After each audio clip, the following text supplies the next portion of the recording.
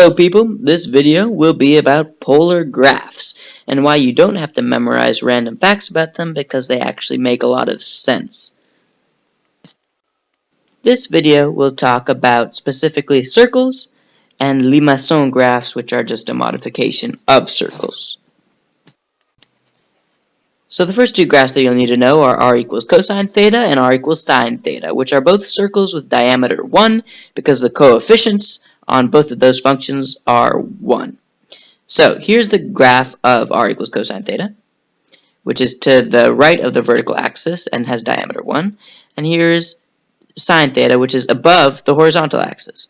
But why? So to understand this, we should take a look at the unit circle, which is a circle of radius 1, which kind of shows us the different values of the trig functions. So cosine theta is adjacent over hypotenuse, and the hypotenuse is a radius in the unit circle, like that, and the radius in the unit circle is 1, and a fraction that has the denominator 1 is just the value of the numerator. So the cosine value is just really the adjacent side, and the side adjacent to the angle is the horizontal side, in other words, the x value. So cosine is the x coordinate. So here I'm going to show how the value of cosine changes over the course of the changes in the angles. So I'm going to split the first quadrant into 3 sections of 30 degrees. So a 30-degree angle, 60-degree angle, and a 90-degree angle. In the 0 to 30-degree range, the value of cosine decreases ever so slightly.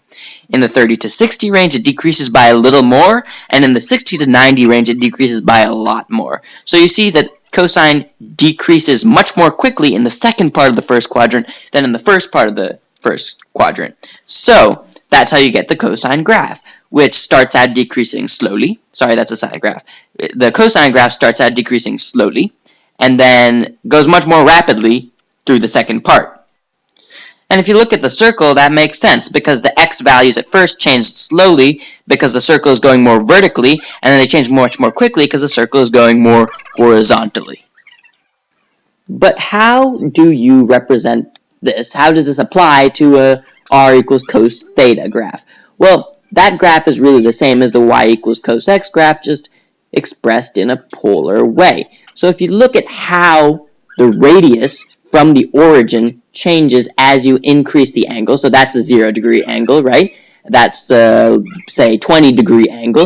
It didn't change that much between 0 and 20, but as you get to the higher angles, it's changing much more dramatically. So at first it decreases slowly, and then it decreases much more quickly, like we see in the y equals cos x graph. I want to clarify here that the r in r equals cos theta is not referring to the radius of the circle drawn by that graph. It's referring to the distance between the origin and the line drawn by the circle, which are the green lines that I drew in that illustration. But now we're going to negative radii. As you see, the value of y equals cos x there is negative, and so the radius is going to be negative. What does that mean? Well, a negative radius, instead of poking into the direction of the angle, it points into the opposite direction of the angle through the origin, as if it was on a number line. So instead of pointing into the second quadrant for second quadrant angles, they would poke into the fourth quadrant, because the fourth quadrant is on the opposite side of the origin as the second quadrant. So let's look at the cosine graph in the second quadrant. First, it decreases quickly, and then it decreases slowly. But since these values are negative, the magnitude is always increasing. The absolute value or the length of the lines are always increasing. They're just going to be in the fourth quadrant since they're negative. As you see here, right, the lines are increasing quickly at first and then slowly later on. But they're always negative, so they're always in the fourth quadrant. Now, if you look at the third quadrant, it'll just overlap with the first quadrant because those values are negative, but the fourth quadrant overlaps with the second quadrant because the fourth quadrant values are positive. Now for the unit circle, but just with sine. So here I'm going to draw the unit circle again, a circle with radius 1. Sorry, that's a little sloppy. Sine theta is opposite over hypotenuse, but again, since hypotenuse is 1, sine theta in the unit circle is just opposite because opposite over 1 is opposite, right? And the opposite side is the vertical side, so the value of the y value. Sorry, that was a little roundabout. So I'm going to draw a sign, y equals sine x graph. Sorry, I didn't label that. And redraw the unit circle so it's less messy. And we're going to split the unit circle, first quadrant, into 3 segments: 0 degrees, 30 degrees, 60 degrees, and 90 degrees. And as you see, there's a quick increase at first and a slow increase afterwards, just as on the sine graph. But again, we want to translate this to an r equals sine theta graph, which is the same as a y equals sine x graph, just expressed in a polar way. So at first, on the r equals sine theta graph, it starts at 0, just as on the y equals sine x graph, and then increases rapidly at first. You have to look closely at the lengths of the radius. The lengths increase rapidly at first, and then slowly as you approach the 90-degree mark, just as in the y equals sine x graph. And then, in the second quadrant, which is still positive because sine x is positive in the second quadrant, it decreases slowly at first, then quickly, as on the y equals sine x graph. The third and fourth quadrants overlap with quadrants 1 and 2 because they are negative, because y is negative in the third and fourth quadrants. Okay, now for Limacons graphs, which are snail-like, which means snail-like in French, and you'll see why in a second. So, there are 3 types of these.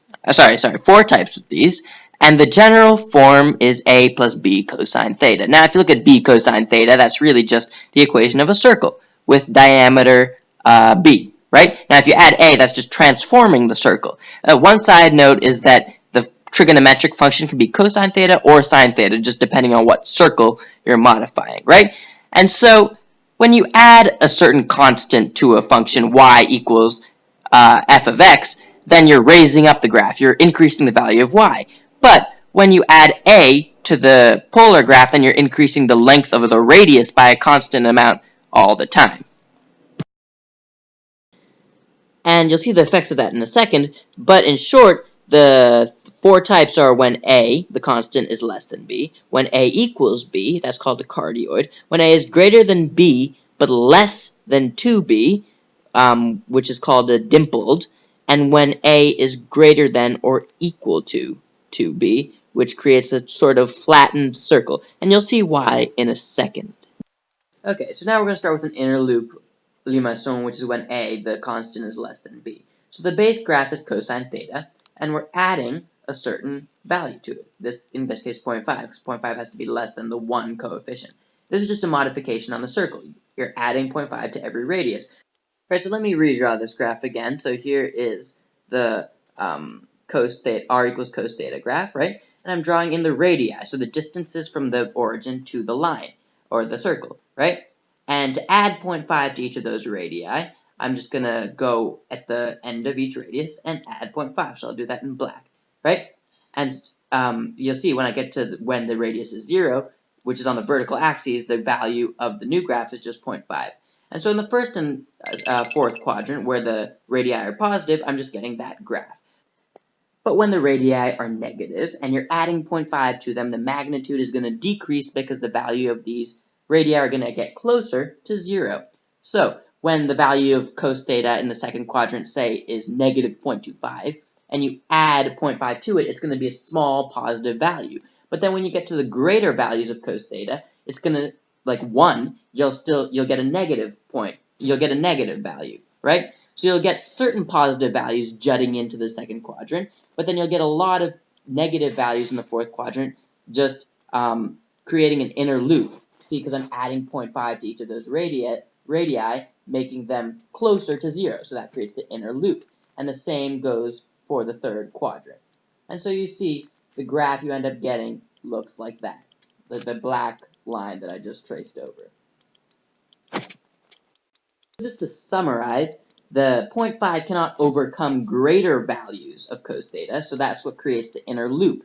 They're decreasing the value of cos theta, but not quite enough to make them positive. But at certain points when the value of cos theta is small, they can overcome that value, and so they jut into the second quadrant. So now for when a equals b, and this is called a cardioid. And so let's say r equals 1 plus sine theta. Actually, we'll do 1 plus cos theta just to stay consistent. What this looks like is a modification of the cos theta circle. But again, in this case, the 1 will have a greater effect on the cos theta circle because it's bigger in comparison to the other cos theta values. So here is the cos theta circle, and I'm going to add 1 to each of its radii like I did before, right? And so when cos theta equals 0 on the vertical axes, the value of the new graph is 1, as you see there. So I'm just going to connect those lines, and I'll do the same in the fourth quadrant. That's just an approximation of what it would look like. And you see those are the radii that I added 1 to. But again, it gets more complicated when cos theta becomes negative. So the 1 is going to be counteracting that negative value of cosine. So it's going to, because again, 1 is always greater than or equal to the value of cosine. So these are all going to be jutting into the third quadrant, but they're going to be shorter because the cosine is subtracting from that value. Except when cosine equals negative 1. And that would just create a 0 radius, which you see where the dimple touches the origin there. So what you get when I erase the inside is that graph, which kind of looks like a heart, which is why it's called a cardiologist who treats hearts. Same idea. So what about when A is in between B and 2B? So such as 1.5 plus cos theta equals R. So I'm going to draw the value of cos theta. I'm going to add 1.5 to each of its radii, so on the positive end it's not much trouble. But when you get to the second and third quadrants, where the value of cosine theta is negative, these will all poke into the third and fourth quadrants because 1.5 is always greater than the negative values that cosine theta can produce. The greatest value that cosine theta can produce on the negative end is negative 1, the greatest absolute value.